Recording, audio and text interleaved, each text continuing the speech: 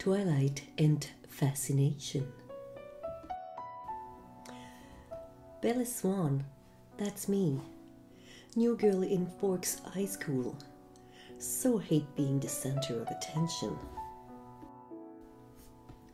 So these are the mysterious Cullens everyone mentioned. They look pale, even if they are Dr. Cullen's kids.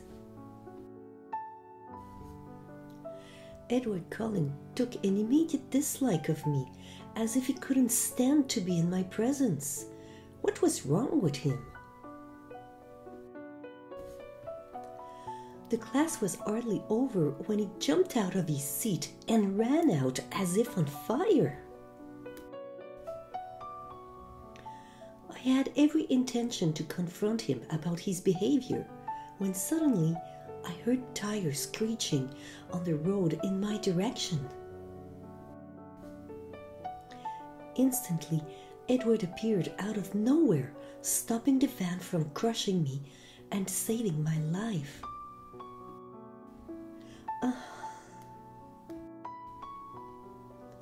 Bella, I'm Dr. Collins. You'll be fine.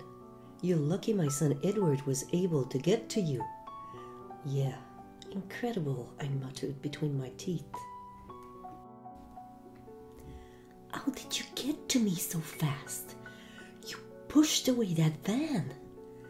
I was right next to you, Bella, explained Edward. Not true, defied Bella.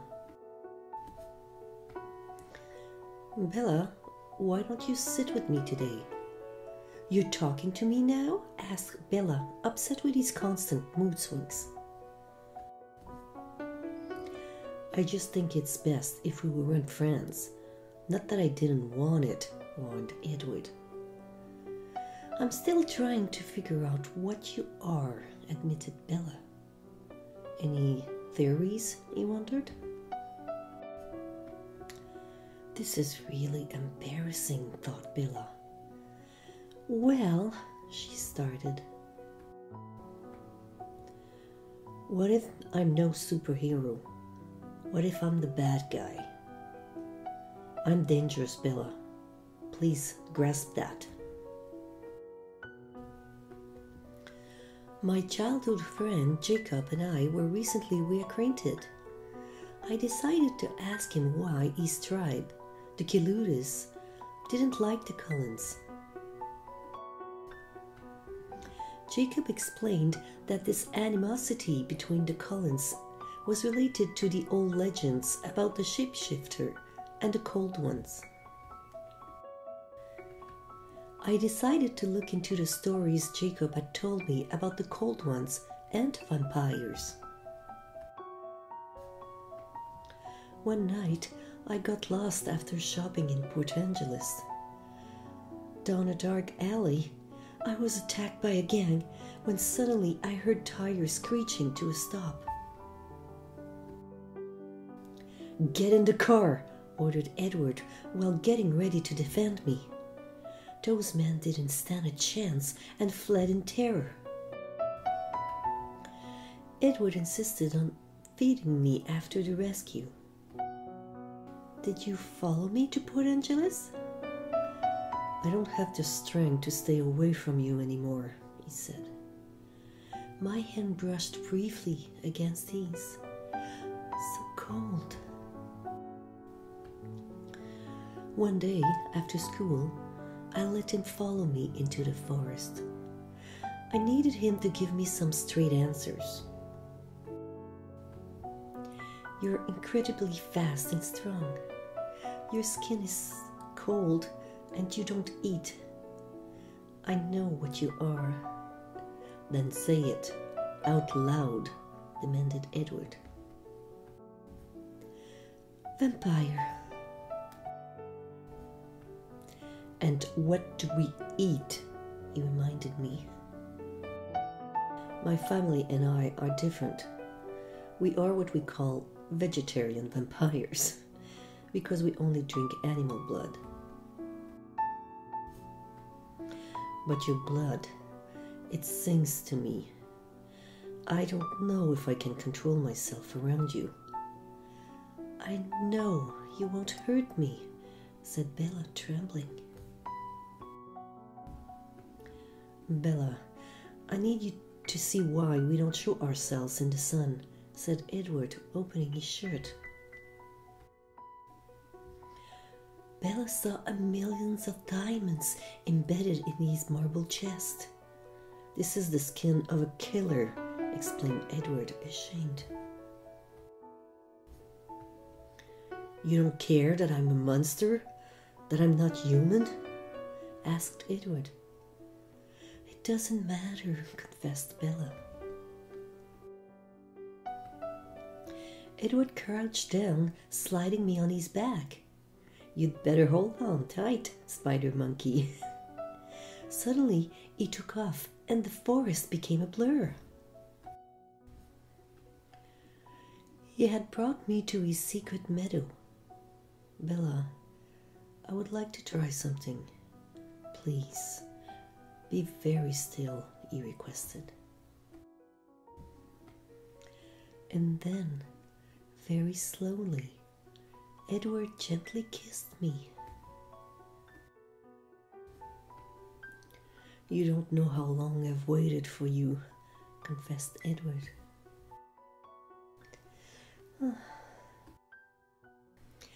So the lion fell in love with the lamb. What a stupid lamb, said Bella. What a sick masochistic lion, answered Edward. Edward, what if your family don't like me? I stressed as he tugged me along to his house. Bella, you're about to enter a vampire's den, and that's all you're worried about, he laughed.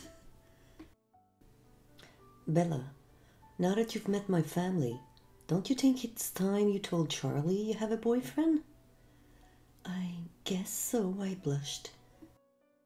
Chief Swan, I'm Edward Cullen. I would like to have your permission to take Bella out with my family to play baseball. Really? That should be interesting to watch, said Charlie, shaking his hand. During our baseball game, we were met by nomad vampires, Lorne, James, and his mate Victoria. These vampires were not vegetarian, but actually on the prowl. Hi, my name is Carlisle Collins, and this is the rest of my family. You are welcome to play. 2 players were just leaving. Suddenly, the wind blew in the tracker's direction, bringing an irresistible aroma to James. You brought a snack? Bella is with us, and off limits, said Carlisle. We managed to escape James, but Edward knew he would be relentless. Bella, you are a magnet for danger, concluded Edward. Come on, hurry, said Alice. Back at the Collins house, we all discussed strategies to safeguard Bella against James. This is all my fault, said Edward, feeling guilty. However, James later tricked Bella into believing he held her mother hostage. Bella decided to flee the Collins' protection to rescue her. I was so stupid to come here. My mother was safe. He used an old tape from my ballet school. My stomach turned, sensing him behind me. Sorry for the little ruse, but no prey ever escaped me. Except once, you little pixie friend. This time, no Collins will stop me. Fleeting was absurd, but I couldn't help it. All vampires were faster and stronger than any humans. I was lost. He threw me down, and then I heard something cracking. I was numb, except for my hand that was on fire from James' bite. Carlisle, what can I do to save her? Asked Edward, desperate. Son, either she becomes one of us. Never, objected Edward. Or, continued Carlisle, You must do something impossible. Edward sucked the venom out, wondering if he could ever have the strength to stop before killing Bella. Bella, you should go back to live with your mother. I'm too dangerous for you. This wouldn't have happened if you weren't with me. I'll leave, suggested Edward. No! Panicked Bella. Don't ever say that to me again, Edward. Okay, if it upsets you so much, I'll stay, as long as you want me. Edward insisted to take me to the prom. That is, after Alice turned me into a Barbie doll. Take care of my girl, Edward, warned Charlie. Jacob, what are you doing here? Crashing prom? Bella, my father asked me to tell you. We'll be watching you. Tell him I'm safe with Edward. Bella, I'll leave for 1 minute and the wolves appeared, iced Edward, jealous. You delivered your message, so leave now. Edward is a friend. Be nice. Bella, won't you dance with me? Edward, you know I can't dance. I could make you, teased Edward. Edward literally swept me off my feet and twirled me around. Edward, I want you to change me. I want to have forever with you. Are you ready for this? Right this moment? Yes, I breathe in. Bella, my love, isn't it enough for you to share your life with me? I guess it will have to do for now, sighed Bella. Unbeknownst to Bella and Edward, Victoria was lurking on the scene. Edward Collins, you will pay for destroying my mate, vowed Victoria. To be continued in New Moon and Sorrow.